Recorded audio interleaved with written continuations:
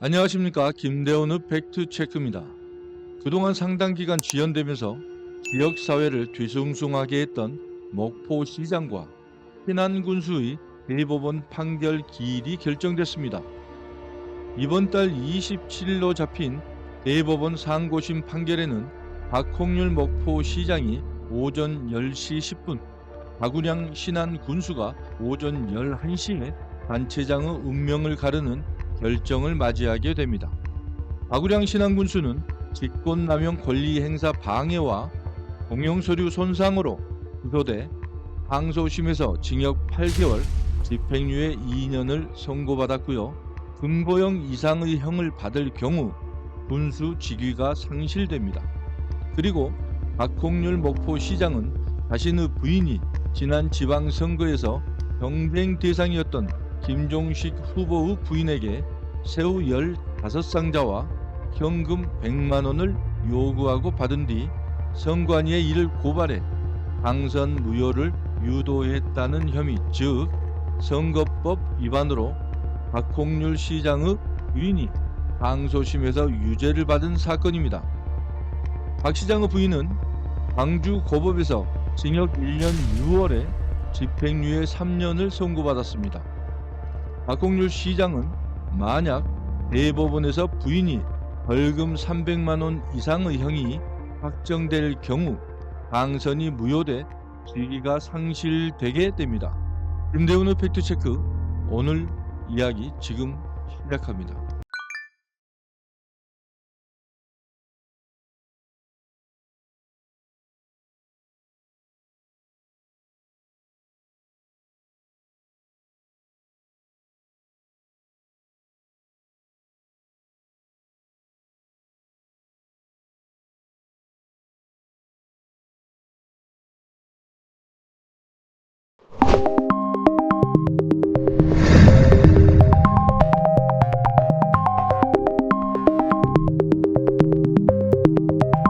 (17일) 오전 목포시의회에서는 유창훈 의원의 시정 질의가 있었습니다. 이날 유창훈 의원은 방소형 스마트시티 사업 수행 업체의 선정 과정과 공정성 그리고 투명한 예상 집행의 적정성에 대한 의문이 제기되고 있다고 주장했는데요. 유창훈 의원은 답변에 나선 차명신 미래산업전략국장에게 의미심장한 질문을 던졌습니다. 국장님, 네. 김건희 여사 잘 알고 계시죠? 네. 네. 그럼 석동영 변호사도 알고 계십니까? 네, 뉴스를 통해서 들었습니다. 동해종합기술공사는 회사는 알고 계십니까? 네. 여기에서 김건희 여사는 모두가 너무 잘 아실 거고요. 이어 유창훈 의원이 거론한 석동현 변호사는 현재 윤석열 대통령의 변호인단 단장입니다. 그리고 동해종합기술공사는 목포시가 방소형 스마트시티 사업을 하기 위해 선정한 업체입니다. 유창훈 의원은 JTBC 보도를 인용하며 윤석열 대통령의 부인인 김건희 여사 일가와 관련된 양평고속도로 종점 변경안 타당성 용역과 사업 수행 능력의 문제로 국토부 자체 감사를 받아 담당 공무원의 징계와 3억 3천만 원을 국가로부터 회수당했다고 지적했습니다. 뉴스보도 잠깐 듣고 가겠습니다. 김건희 여사가 연루된 서울 양평고속도로 종점 변경 특혜 의혹과 관련해 타당성 조사 용역 관리가 부실했다는 국토교통부 자체 감사 결과가 나왔습니다. 국회가 감사를 요구한 지 1년 6개월 만입니다. 국토부는 대선 직전이던 2022년 3월 시작된 타당성 조사 용역 당시 1차 용역이 이행되지 않았음에도 용역 대금 18억 6천만 원이 지급된 점을 지적했습니다. 종점 변경 관련 내용이 담긴 자료 일부를 고의로 삭제한 뒤 국회에 제출한 사실도 확인했습니다. 국토부는 담당 공무원 4명과 한국도로공사 직원 1명에게 징계 조치를 하고 용역 업체로부터 3억 3천여만 원을 회수하기로 결정했습니다. 이 부분에서 주목을 해야 할 부분은 양평고속도로 용역에 문제가 드러났던 동해종합기술공사가 목포시의 대형 사업이라고 할 수 있는 강소형 스마트 시티 사업의 주관사로 용역을 수행하고 있다는 것입니다. 유창훈 의원은 이와 관련해 하명신 국장에게 이런 의문을 제기했습니다. 근데 이런 용역사의 그 문제점이나 업무 수행 능력을 봤을 때 과연 우리 스마트 시티 사업이 원활하게 이루어질 수 있나 상당한 의문점이 있는데 국장님 생각 어떠십니까? 그러면 여기서 목포시 강소형 스마트 시티에 대해서 잠깐 알아보고 가겠습니다. 강소형 스마트 시티는 사업비가 국비 120억, 시비가 120억, 민간 투자 24억 이렇게 해서 264억이라는 적지 않은 비용의 대형 사업입니다.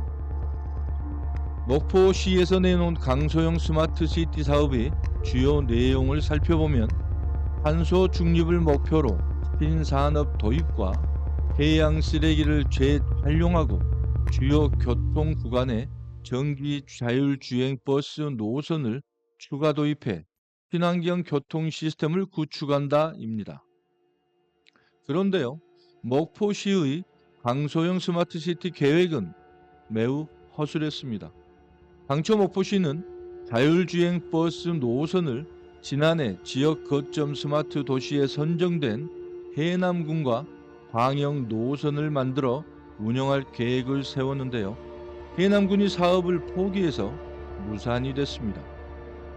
또 영안군은 행정 절차 문제로 역시 사업 진행이 어렵게 됐습니다. 이렇게 부실한 사업 계획을 추진했던 목포시는 유창훈 의원의 동해종합기술공사의 용역사업 선정과 사업 수행 능력의 문제 제기에 이렇게 답변했습니다. 저희가 강소형 스마트 시티 사업을 하기 위해서 동해종합기술공사와 컨소시엄을 구성한 그 사업체를 선정한 시점이 3월달입니다. 2023년 3월달에 선정을 했었고 지금 보도에 나온 것은 2023년 6월, 7월 그렇게 되거든요. 그렇다면 목포시 입장은 이미 사업체 선정을 한 후에 뉴스 보도가 됐기 때문에 몰랐다. 그래서 문제는 없다라는 겁니다.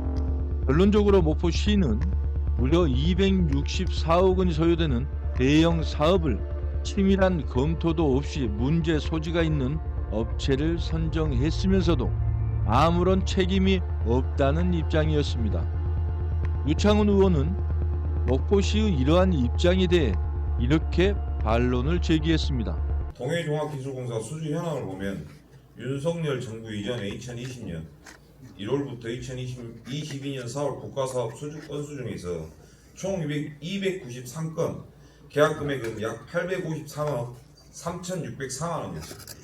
근데 윤석열 정부 이후 22년 5월부터 24년 9월 수주 건수 346건에 계약 금액은 약 1,944억 7,732만 원, 월 평균 13건 수주를 한 어마어마한 회사죠. 기자는 유창훈 의원의 발언을 듣고 매우 수상한 공통점을 발견했습니다. 이 두 공통점은 목포시가 아무런 관련이 없다고 주장하고 있는 목포시 강소형 스마트 시티와 양평 고속도로 종점 변경안 타당성 용역이 모두 국토부에서 추진한 사업이고, 또한 아이러니하게도 이 두 곳 모두 동해종합기술공사가 용역을 맡았다는 사실입니다. 목포시 강소형 스마트 시티 사업에 대한 오늘 이야기는 여기까지입니다. 다음 시간에는 강소형 스마트 시티 두 번째 이야기가 이어집니다. 구독, 좋아요 잊지 마시고 눌러주시면 감사하겠습니다. 다음 시간에도 또 뵙겠습니다. 감사합니다.